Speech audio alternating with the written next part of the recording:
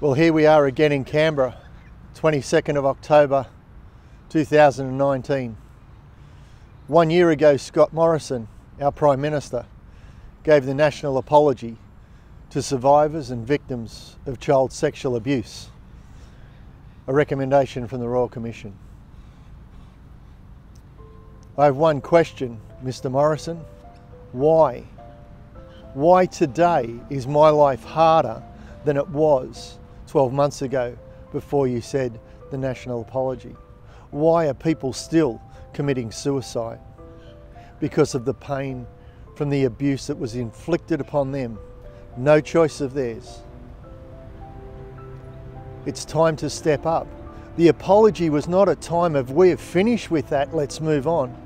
It was a time of redemption, when now is the time that the work starts to improve the quality of life of those victims.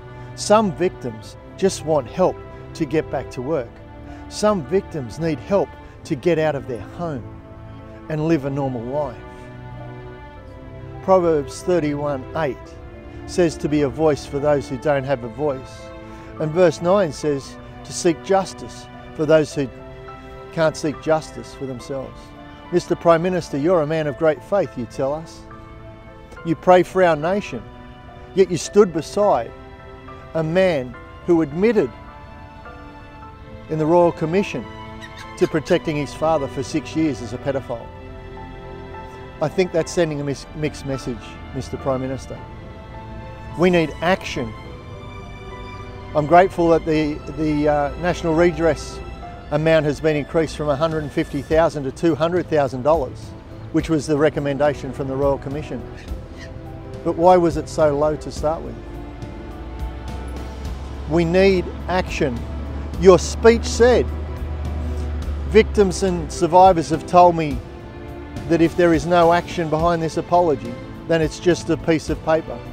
Well, Mr. Morrison, to date, 12 months later, it was just a piece of paper. And it must have been a very cheap piece of paper at that. I implore you to take action. This country was built on mateship. Men went to war and stood beside each other. From the same town, from the same family, fighting for their country.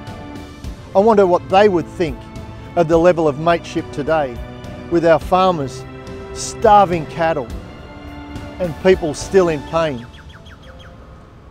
Please take action, make some change, and bring some relief to the lives of those who still suffer to this day. Thank you for your time.